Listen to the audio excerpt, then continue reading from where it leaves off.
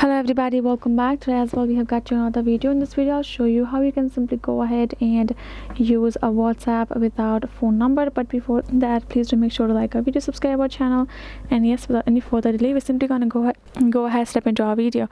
For the matter, what you have to do is first you can go ahead access your WhatsApp, and there is one method you can do. You can tap on your profile on top right corner of the screen and tap on this link devices, and you can simply link your device just by typing on this link a device and scan the QR code. Right, simply scan the QR code on your desktop or your laptop, and you will be able to link your existing account that you created with your another device, and you can use it.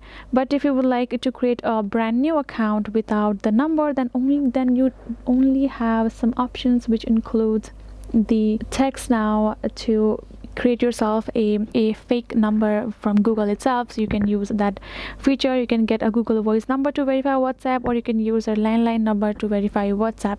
But anyways, you will need a number to verify, and that is the only way you can create your account. And that is it for this video as well. Hope this video was helpful to you guys. Thank you so much for watching, and yes, I will be seeing you guys in our next video.